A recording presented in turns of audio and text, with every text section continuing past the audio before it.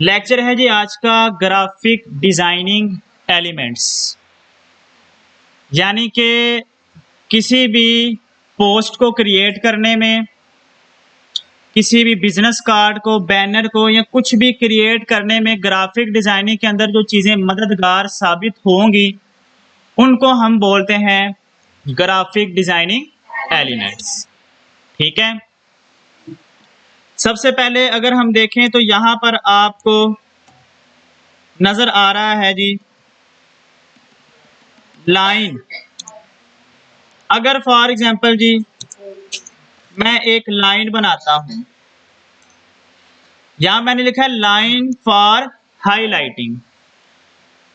किसी भी मेन चीज को, मेन टॉपिक को जब हमने हाईलाइट करना हो तो हम उसके नीचे क्या लगाते हैं? ऐसा ही है, तो हम उसके नीचे क्या लगा देते हैं जी?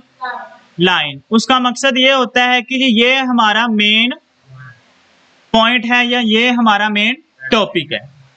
ठीक है, अब सिर्फ लाइन जो है वो हाईलाइटिंग के लिए यूज नहीं होगी, लाइन आपकी किसी शेप को बनाने के लिए भी क्या होगी? यूज होगी। ठीक है, फॉर एग्जांपल मैं यहां पे गया पेन टूल में। अब ये पेन टूल के जरिए मैं क्या लगा रहा हूं? लाइन ही लगा रहा हूं ना। तो ये मैंने क्या बनाई है? शेप बनाई है। इसका मतलब है अब लाइन का सिर्फ मकसद ये नहीं है कि वो हाईलाइट करेगी, बल्कि वो आपको क्या प्रोवाइड करेगी? कोई शेप भी प्रोवाइड करेगी। ठीक हो गया, ये पहला एलिमेंट है जी ग्राफिक डिजाइनिंग में। सेकंड हमारे पास आता है जी शेप्स। अब शेप हमारे पास दो टाइप्स की हैं। ठीक है, कितने टाइप्स की हैं जी? एक है जी बेसिक शेप्स, दूसरी है इनफॉर्मल शेप्स। बेसिक शेप्स को हम फॉर्मल शेप्स भी कह सकते हैं। अब बेसिक शेप्स कौन सी हैं जी? यहां पर अगर हम आए,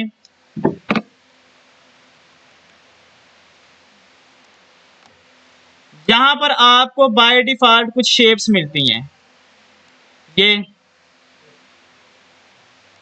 ठीक है जी, जो ऑलरेडी यहां पर शेप्स पड़ी हुई हैं और जो हमने मैथ के अंदर भी पढ़ी हैं, वो सारी की सारी आपकी क्या हैं? बेसिक शेप्स या फॉर्मल शेप्स।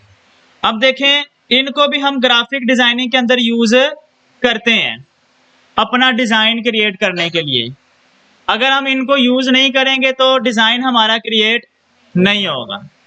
ठीक हो गया, तो ये हमारी बेसिक शेप्स हो गई। इन्हीं के अंदर हमारे पास अगर देखें, मैं क्लिक करके रखता हूं थोड़ी देर, तो नीचे क्या आ रहा है? Custom shapes. ये हमारी कहलाती हैं इनफॉर्मल शेप्स। ठीक है, ये हमने मैथ के अंदर बिल्कुल नहीं पढ़ी होंगी। जैसे कि यहां पे मैं क्लिक करता हूं, अब देखें यहां पर मेरे पास डिफरेंट टाइप्स की शेप्स आ रही हैं।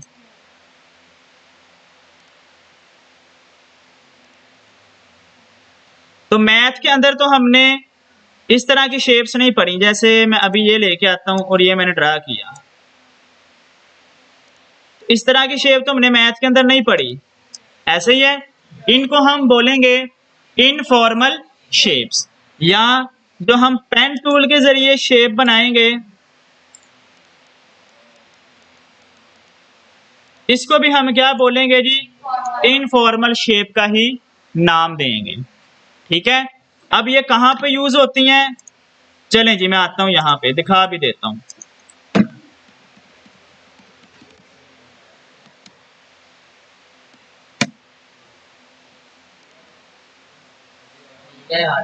आ रहे जी, ठीक है जी।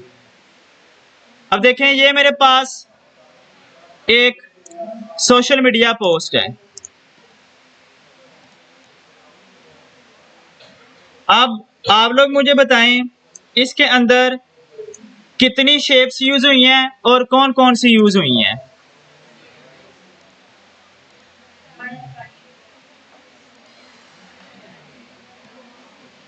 वन बाय वन बताना, शोर नहीं करना। इसमें कितनी शेप्स यूज हुई हैं और कौन कौन सी यूज हुई हैं?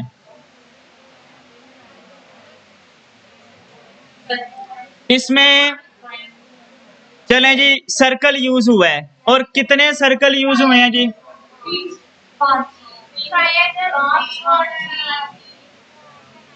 इसमें अगर हम देखें गौर से तो इसमें 5 सर्कल यूज हुए हैं। तो ये बेसिक शेप्स इसके अंदर यूज हो गई, ठीक है। एक ये सर्कल है, इसके पीछे ये एक सर्कल नजर आ रहा है, 2 हो गए। तीसरा ये इसके पीछे नजर आ रहा है, ओके जी, 4 हो गए।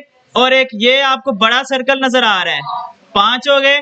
और ये एक आपको ट्राइंगल भी नजर आ रही है। तो ये बेसिक शेप्स यूज करके उसने एक डिजाइन क्रिएट कर लिया। इट मींस ये एलिमेंट इसके अंदर क्या हो रहे हैं, यूज हो रहे हैं। ये तो थी बेसिक शेप्स, ठीक है, फॉर्मल शेप्स। अब इनफॉर्मल शेप्स कहां पे यूज हो रही हैं वो भी देखते हैं। यार आवाजें नहीं, जरा काइंडली खामोश रहें।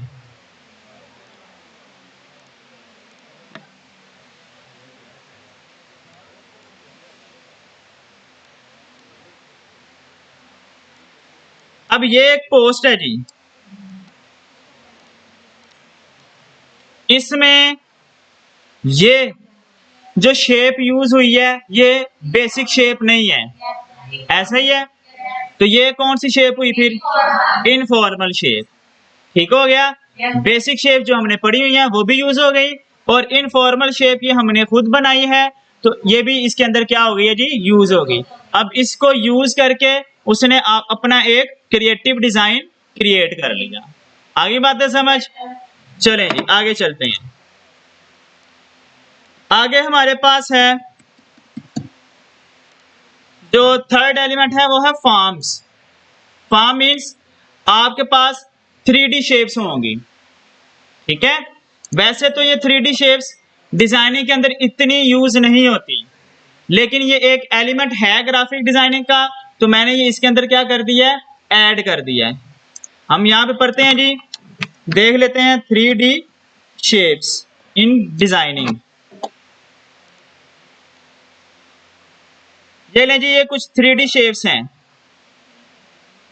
और ये ज्यादातर जो वेब डिजाइनिंग होती है ना, ये 3D शेप्स वहां पे यूज होती हैं। सोशल मीडिया की पोस्ट में ये बहुत ही कम यूज होती हैं, ठीक है। नेक्स्ट मूव करते हैं जी हम, आगे है जी कलर्स। अब ग्राफिक डिजाइनिंग में सबसे जो मेन रोल होता है वो किसका होता है जी, कलर्स का। कलर्स की बेस पे ही आपकी क्रिएटिविटी का पता चलता है कि पोस्ट कितनी क्रिएटिव है। अगर हम यहाँ पे आए तो उसने ये पीछे कलर यूज किया हुआ है ये वाला, तो क्या ये पोस्ट अट्रैक्टिव लग रही है? लग रही है, अच्छी लग रही है। उसके ऊपर उसने जो फॉन्ट्स के कलर यूज किए हुए हैं, क्या ये भी उसने कलर बिल्कुल ठीक यूज किए हुए हैं? बिल्कुल ठीक है। हमें प्रॉपर टेक्स्ट के कलर भी नजर आ रहे हैं, और प्रॉपर हमें जो पीछे बैकग्राउंड का कलर है वो भी नजर आ रहा है। क्रिएटिविटी अच्छी खासी शो हो रही है। और अगर हम देखें तो मैक्सिमम इसके अंदर टोटल कितने कलर्स यूज हुए हैं? कितने कलर यूज हुए हैं जी? 4 कलर यूज हुए हैं। सोच लें, इस पोस्ट के अंदर टोटल कितने कलर यूज हुए हैं? टोटल